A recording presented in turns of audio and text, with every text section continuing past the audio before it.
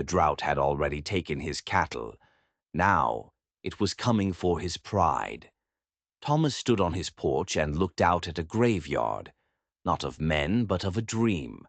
Sun-bleached bones were scattered across the cracked earth where 100 head of strong stock used to roam. The grass was gone. The creek was a memory. The only thing left was the silence of failure. In his pocket, a bank notice felt heavier than a stone. 30 days. 30 days until the land his father had bled for, the land his grandfather had built from nothing, would be swallowed up by the bank. Gone forever. He had nothing left, no cards to play, no hope to hold on to. And that's when Cornelius Slade made his offer. It wasn't an offer of help. It was an offer of poison, disguised as mercy. In the dim, whiskey-soaked light of the saloon, Slade's gold teeth gleamed like a predator's. He laid a proposition on the table, a bargain so cruel, so humiliating, that the whole town would whisper about it for years to come. "Marry my daughter, Adelaide," Slade had said, his voice a low rumble that cut through the noise of the saloon. The whole room had gone quiet, listening. "Marry her, and I'll give you a cow, the finest breeding cow in this territory." He paused, letting the words hang in the air, thick with scorn. "She's not much to look at," he added with a cruel chuckle. "But she's willing. And you, Thomas, you need cattle a whole lot more than you need pride." Thomas had just stared into his empty whiskey glass. The laughter of the other men in the saloon pressed in on him, sharp and ugly. He could feel their eyes on his back, a mix of pity and contempt. He could have walked away. He could have spat in Slade's face and stormed out, preserving that last shred of dignity. But desperation has its own gravity. It pulls you down, and no man escapes its pull. A cow, a single cow, meant a chance. It meant survival. And out here, in this unforgiving land, survival was worth more than anything. It was worth more than his name. It was worth more than his dignity.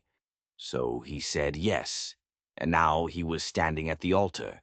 The church was small, the air thick with the scent of dust and judgment. Thomas's shoulders were stiff, his borrowed suit feeling like a cage.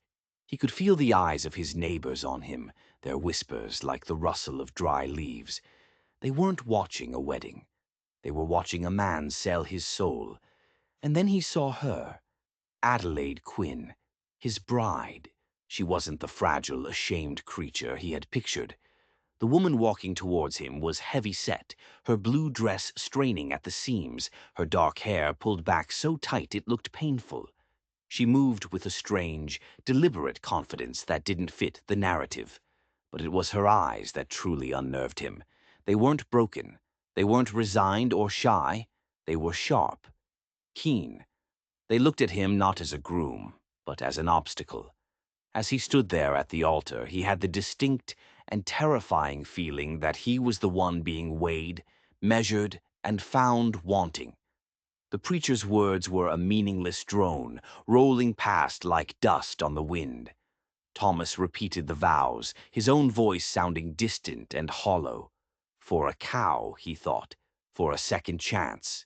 "I do," Adelaide said. Her voice was firm, clear, without a trace of hesitation. And when the cheap metal ring finally slid onto her finger, she didn't look away. She turned and fixed him with that strange, sharp gaze. There was no shame in it, no surrender. There was only the faint, unsettling curve of amusement on her lips. It was the look of someone who knew a secret he was not a part of. And in that one chilling moment, Thomas understood. This bargain wasn't a rescue. It wasn't a second chance. It was the beginning of a trap. And he had just willingly, blindly, walked right into it. The vows were spoken. The papers were signed. Thomas found himself standing in the churchyard, next to a wife he didn't know, a woman who felt more like a stranger than family. The whole town had watched him trade his future for a single cow. That cow was all he could think about. As he shook hands with neighbors who offered their congratulations with pity in their eyes, he pictured it. A living, breathing foundation. A chance to rebuild everything the drought had stolen. That's what he told himself. But every whispered comment, every sidelong glance from the townspeople was a sharp reminder of the truth. He hadn't just made a bargain. He had bartered his dignity in a public spectacle. His new wife, Adelaide, said almost nothing as they left the church. She carried a single worn carpet bag, its handle frayed at the edges. In her other hand, she clutched a leather-bound book, holding it so tightly you'd think it was made of solid gold. Her face was a mask, impossible to read, but those sharp, almost amused eyes never stopped watching. She climbed onto the wagon without waiting for his help. The old springs groaned under her weight, a loud, complaining sound in the quiet afternoon. Thomas flicked the reins and the wagon lurched forward. The silence between them was heavy, broken only by the squeak of the wheels and the distant, lonely howl of a coyote. The entire ride back to his ranch was a long, tense stretch of quiet. All Thomas could think about was the cow waiting for him in Slade's barn. He pictured it chewing its cud, calm and steady in the dark, the heartbeat of hope for his dying ranch. This was survival, he told himself again and again. It was a means to an end. But when he glanced over at the woman beside him, so still, so focused on that old book in her lap, he couldn't shake a feeling of deep unease. He started to wonder what price he had truly paid, a price that went far beyond a little bit of pride. The last light of day was bleeding over the cracked horizon when they finally arrived at the cabin. Adelaide stepped down from the wagon with a surprising speed, her carpet bag still clutched in her hand. She didn't wait for him.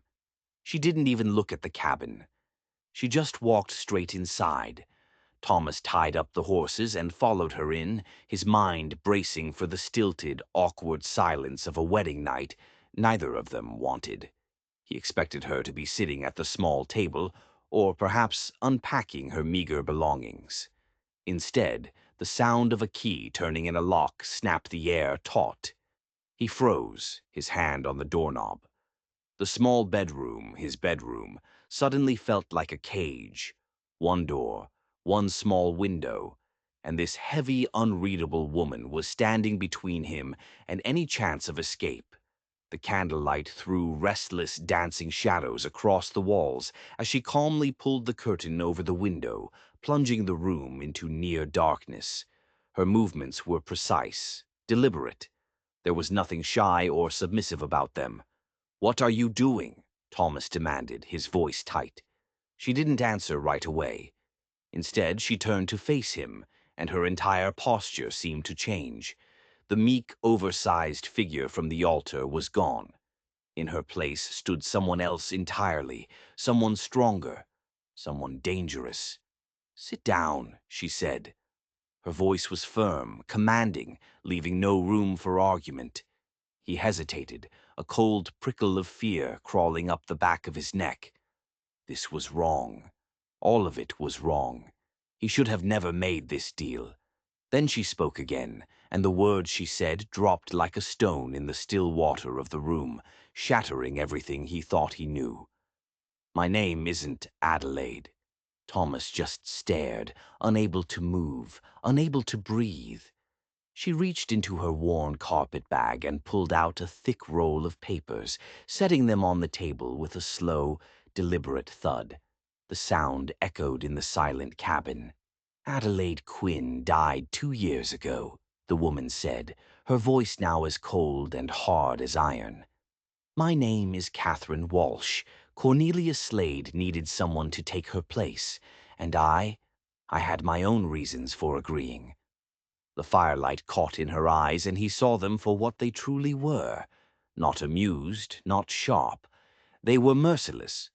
And Thomas knew with a certainty that chilled him to the bone that whatever bargain he thought he had made for a cow had just shifted into something else.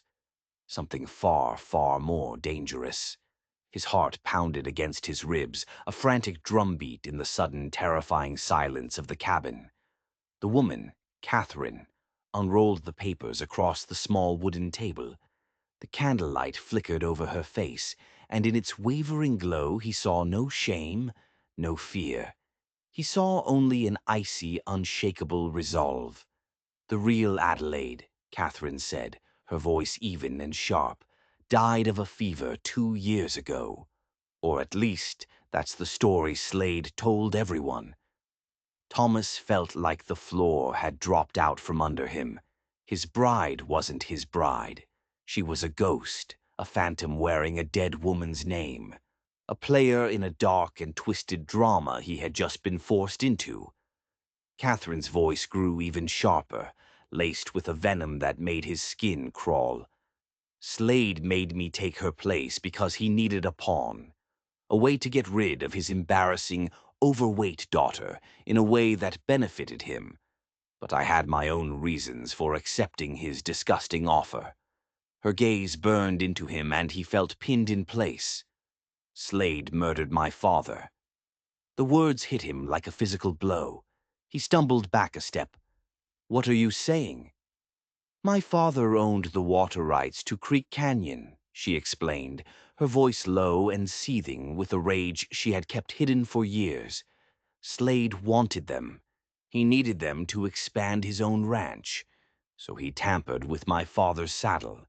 He made his death look like a riding accident. 3 years ago, he stole everything from my family. Our land, our water, our future." She tapped the documents on the table with a steady, determined finger. "And I can prove every last word of it." She unfurled the papers one by one, bank records showing forged transfers, witness statements from a stable hand who saw Slade near the saddle that day, evidence she had been painstakingly, secretly gathering for years. Each page was a testament to a justice that had been denied for too long.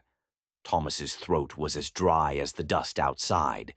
"If you have this proof, why all this deception? Why marry me? Why drag me into this nightmare?" Her expression hardened, her face becoming a mask of grief and fury. "Because Adelaide was my friend. She was like a sister to me. And she discovered the truth about what Slade did to my father. She found some of these papers. She confronted Slade, threatened to go to the territorial marshal." Catherine's hand tightened into a fist on the table, her knuckles turning white. "So he had her poisoned. He paid a doctor to say it was a fever. He buried her in an unmarked grave on the edge of his property, where no one would ever find her. All while he feasted on the land he stole from my family." Her voice dropped to a near whisper, but it was filled with a terrifying intensity. "I swore on her grave that I would finish what she started. Slade killed my father. He silenced Adelaide. He's robbed half the families in this territory, and tonight, he is going to pay for it." It was then that Thomas finally understood. His marriage, the humiliating bargain for a cow, his shattered dignity. It had all been nothing more than chess pieces in a much larger, much deadlier game. Catherine's hand slipped back into the carpet bag, but this time she didn't pull out papers. She pulled out a small glass vial. The candlelight glinted off the clear liquid inside, and a knot of dread twisted in Thomas's stomach. "This," she said, her voice as cold as a grave, "is how Cornelius Slade dies tonight. He'll be at Murphy's saloon, drunk, celebrating his victory, surrounded by his hired guns. He'll be too busy gloating to notice the hand that pours this into his whiskey." Thomas took a step back, his voice tight with alarm. "You can't, Catherine, you can't mean to. Murder is not the answer. It won't bring your father back. It won't bring Adelaide back." A bitter, chilling smile curved her lips. It was something between a smile and a sneer. "Don't be naive, Thomas. You think you can just walk away from this? You're already a part of it. You're married to his daughter. You're the desperate rancher who took his charity. You were watched by every gossip in this town today." She took a step closer, her eyes blazing. "When his body is discovered tomorrow morning, who do you think they'll point to first? the new son-in-law with a failing ranch and nothing left to lose. The weight of her words struck him like a hammer. His throat went dry. He remembered the sideways glances at the church, the murmured whispers of his neighbors. He remembered the pity in their eyes. Catherine hadn't been nervous at the altar. She had been amused. She had been watching the final pieces of her elaborate plan snap shut like a steel trap. And as he stood there in his own cabin, with the door locked, and a murderer for a wife, Thomas finally understood the strange, sharp gleam in her eyes. She hadn't married him for survival. She had married him for a scapegoat. And unless he found a way out, and found it fast, he was already caught. Catherine's fingers tightened around the small glass vial, her conviction absolute, her certainty chilling. "This is justice," she whispered, more to herself than to him. "By dawn, Slade will be dead, and my father will finally be avenged." But Thomas didn't flinch. He didn't panic. Instead, a strange, unnerving calm washed over him. He leaned back against the edge of the bed, crossing his arms over his chest. He almost looked relaxed. "Before you go and risk both our necks on a bottle of poison," he said, his voice surprisingly steady, "there's something you should probably know about that vial." Her eyes narrowed, the first flicker of doubt appearing in their depths. "What are you talking about?" "It isn't poison," Thomas said evenly, his gaze locked on hers. "It's water, with a pinch of salt to give it some color." For a single, silent heartbeat, Catherine just froze. Then she let out a short, disbelieving bark of a laugh. "You're lying. You're trying to save your own skin." Thomas just shook his head slowly, deliberately. "The medicine man. The one down in Tombstone who sold you that little bottle of vengeance. He's been working for me for the past 6 months. Every desperate soul that Slade has wronged in this territory eventually goes looking for some kind of revenge. I've just been waiting for the right one to come along. You didn't buy your revenge from a stranger, Catherine. You bought it from my ally." The color drained from her face. Her hand started to tremble as she stared down at the vial, as if seeing it for the first time. The absolute certainty that had fueled her for years began to crumble. "No, no, that's impossible." Thomas pushed himself off the bed, his shadow stretching long and imposing across the candlelit wall. "Slade ruined me too, Catherine. You think you're the only one he's destroyed? He bought out my debts from the bank in secret. He sent his men to drive off what was left of my cattle in the middle of the night. He made sure this drought would starve me out completely." He took a step towards her, his voice low and intense. "You think you're the only one with a reason to hate him? I've been gathering evidence for over a year. Bank records with forged signatures, documents proving he illegally diverted water from my land, sworn witness accounts from men he's cheated and threatened." He looked her straight in the eye. "I've been patient, I've been careful. I've been building a case so airtight that not even the corrupt law in this territory can ignore it." Her breath caught in her throat as the pieces of the puzzle began to slam together in her mind. The desperate rancher, the man who seemed pathetic enough to trade his name for a single cow, wasn't a fool at all. He wasn't a pawn. He was a hunter. And he had been planning his own strike all along. "I don't need a vial of poison," Thomas said, his voice firm and clear. "What I need is justice, and I already have the proof to get it." By tomorrow morning, the territorial marshal was supposed to ride in with federal warrants that would tear Slade's entire empire apart, piece by legal piece. Catherine just stared at him, the realization dawning in her eyes, a mixture of awe and absolute dread. She hadn't trapped a desperate victim. She had stumbled right into the middle of a war being waged by a man who had been hunting Cornelius Slade for a very long time.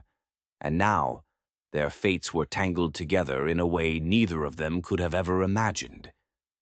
Thomas's voice grew steady, almost too calm for the storm he was describing. By sunrise, the real territorial marshal is coming, with warrants signed in Washington.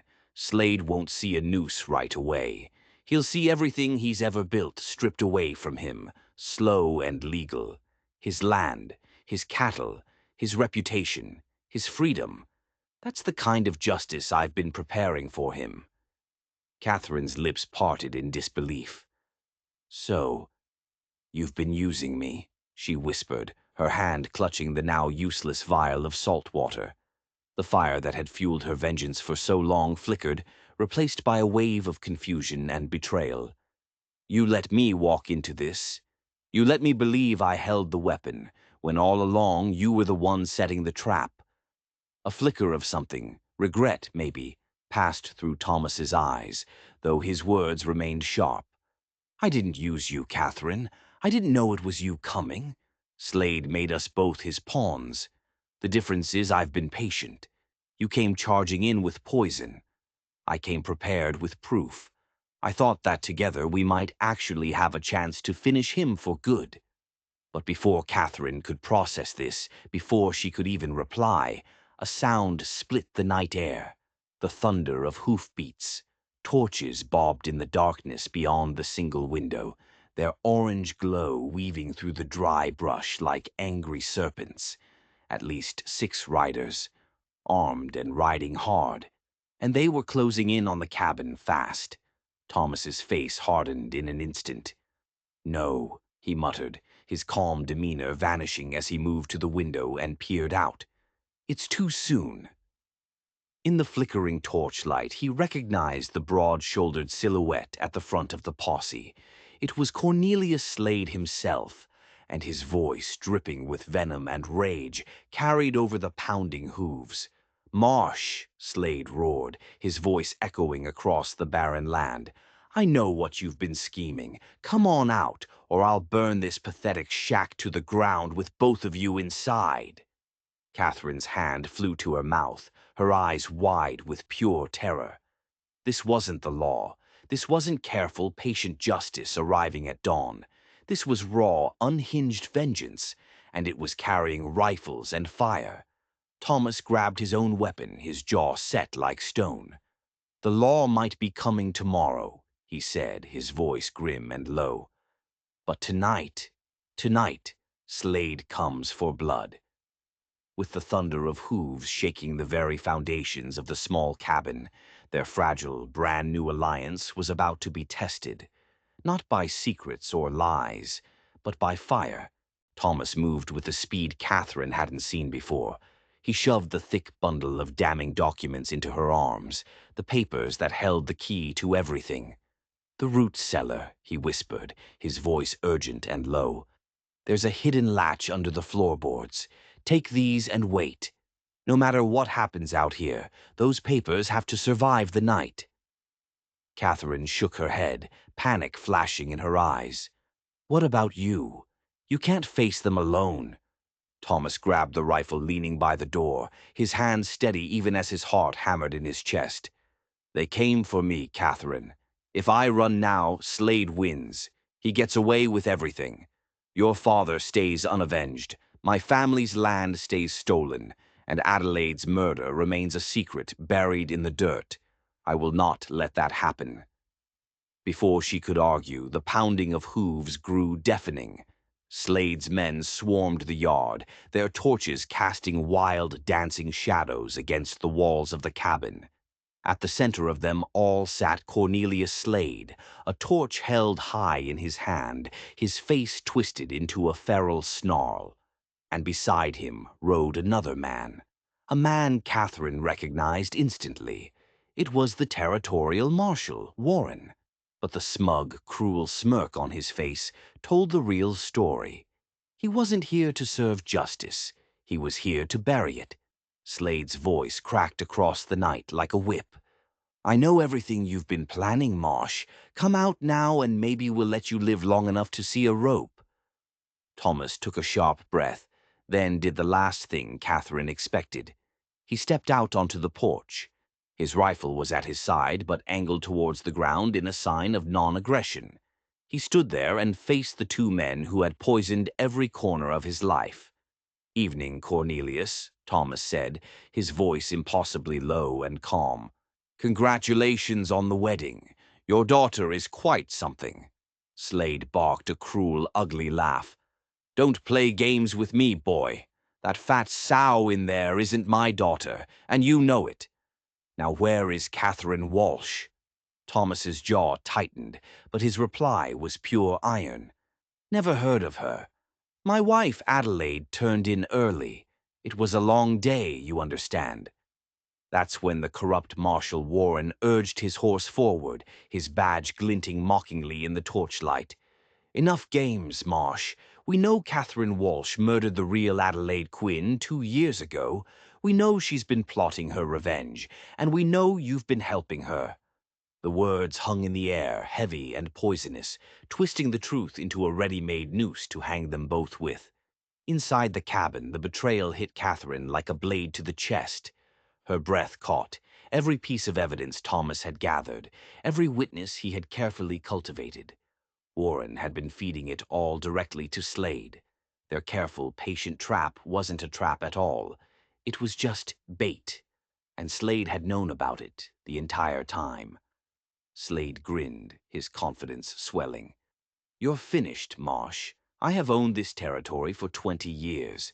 Did you really think a dirt-poor rancher and a desperate girl could outsmart me?" Thomas felt the weight of every hateful eye in the yard on him. He looked at the torch burning in Slade's hand, the firelight dancing across his sneering face. He knew this was it. This was his one and only chance. "You made one mistake, Cornelius," Thomas said, his voice quiet, almost conversational. Slade sneered. "Oh, yeah? And what's that?" Thomas slowly raised his rifle. "You assumed I'd fight fair." The shot cracked like thunder. But he hadn't aimed for Slade's chest. He had aimed for the torch. It exploded in a shower of sparks and burning oil, splattering across Slade's coat and chest. The night erupted into pure chaos. Slade shrieked, stumbling back as flames licked up his shirt. His men shouted in confusion. Horses reared, their eyes wide with panic. And in that moment of brilliant, violent confusion, Thomas dove behind the water trough, vanishing into the sudden darkness. Warren cursed, fumbling for his own weapon, while Slade's men rushed to beat out the flames that were quickly consuming their leader. Inside, Catherine clutched the papers, her heart hammering against her ribs. Through the cracks in the wooden shutters, she saw Thomas disappear into the shadows, using the chaos he had created as his cover. Slade rolled on the ground, his men slapping at the flames on his coat, his roar of pain and fury carrying through the pandemonium. "Kill him! Find him and kill him! Burn it all down!" But for the first time, Thomas had tilted the balance. The man they had all written off as a desperate, broken rancher had just shown his true colors. He was cunning. He was a survivor. By striking at the fire instead of the flesh, he had stolen the night, seizing chaos as his only ally. Catherine pressed her lips together, a fierce, defiant spark of hope igniting in her chest. Slade thought he had them crushed. Instead, Thomas had just reminded him that a man with nothing left to lose is the most dangerous enemy of all. The battle had only just begun. The gunshot that shattered Slade's torch plunged the yard into a terrifying, chaotic darkness. Flames sputtered across Slade's burning coat as his men scrambled in confusion, their curses swallowed by the night. Crouched low behind the water trough, Thomas used the pandemonium as his shield. He was outnumbered, outgunned, and cornered. Every instinct screamed at him to run, but he held his ground. He clung to a sliver of hope. Help was coming. If he could just hold out long enough, the truth might just survive this night. Inside the cabin, Catherine's hands were shaking, but not from fear. A cold, hard determination had settled over her. She ignored Thomas's command to hide in the root cellar. Instead, she did something incredibly brave and incredibly foolish. She lifted the lantern from the kitchen table and held it high in the window, its steady beam cutting through the darkness like a signal fire. With her other hand, she clutched the thick bundle of papers. The witness statements, the forged water transfers, the proof of murder. If the true federal marshals were anywhere near, this was their beacon. This was their call to arms. Just then, more torches appeared, bobbing along the ridge line. For a terrible heartbeat, Thomas thought Slade's reinforcements had arrived to finish them off for good. Then a new voice boomed across the yard, sharp and absolute. "Drop your weapons. This is a federal investigation." 6 riders stormed into the yard, their badges gleaming in the moonlight. At their head was a man Thomas recognized instantly, U.S. Marshal Hayes, a man whose reputation for incorruptible justice was legendary across the territory. His deputies fanned out with practiced deadly precision, their rifles leveled and ready. Slade froze, his face blackened and blistered from the fire. Warren, the false marshal who had betrayed them, went pale. "You don't understand," he stammered. Hayes cut him off, his voice like ice. "Oh, I understand plenty. Cornelius Slade, you're under arrest for murder, fraud, and conspiracy. Warren, you're under arrest for corruption, obstruction of justice, and conspiracy to commit murder." The sharp click of shackles echoed in the sudden silence. The deputies moved swiftly, disarming Slade's stunned gunmen in moments. The power that had ruled the valley with an iron fist for 20 years dissolved in a single authoritative command. The cabin door opened and Catherine stepped out into the torchlight. She held the bundle of papers high for all to see. "Marshal Hayes," she said, her voice clear and strong, echoing across the silent yard. "Here is everything you need: bank records, sworn testimony, proof of forged water rights, and evidence that Cornelius Slade murdered my father in cold blood." Her eyes burned with a righteous fire as she added, "and proof that he poisoned my sister Adelaide when she threatened to expose him." The words stunned the remaining men into a dead silence. For weeks the town had gossiped about the strange, heavy-set daughter Slade had married off to the desperate rancher. Now the truth stood before them. Not Adelaide Quinn at all, but Catherine Walsh, the sister who had risked everything to see justice done. Thomas finally straightened up from behind the trough, his own rifle lowered but still ready. He watched as Marshal Hayes took the documents from Catherine, his expression grim and resolute. "We'll see that these are presented before the territorial court," the marshal said, "and for once, justice will not be for sale in this valley." Catherine's voice faltered for the first time that night, the iron in her will finally softening with grief. "Adelaide was my sister. She died fighting to bring these crimes to light. Tonight she is finally avenged." Thomas met her gaze across the yard, and for the first time since this whole ordeal began, he saw the mask of vengeance on her face finally begin to crumble, revealing the brave, heartbroken woman beneath. Adelaide's sacrifice had not been in vain. Slade was in shackles.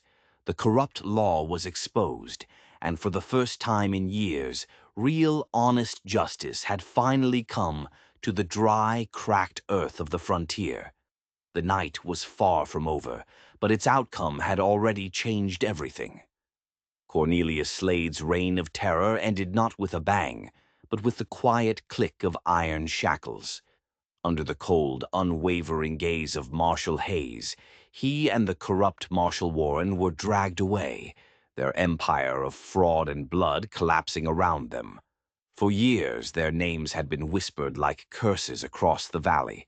Now they would stand trial in a federal court, their power broken, their crimes laid bare for all to see. As the dust from the posse's departure settled, a profound quiet fell over the ranch. The drought still held the land in its grip. The earth was still barren. And standing beside him in the cool night air was Catherine Walsh. his wife in name only, his partner by circumstance. Their marriage had begun as a cruel bargain, a twisted knot of deception, survival, and revenge. But here, in the aftermath of betrayal and bloodshed, something had shifted between them. Something new and fragile had been forged in the fire.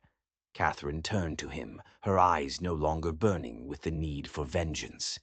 In their depths, he saw something else now, the heavy, hopeful light of a new beginning. "Now," she said softly, her voice carrying in the stillness, "we rebuild."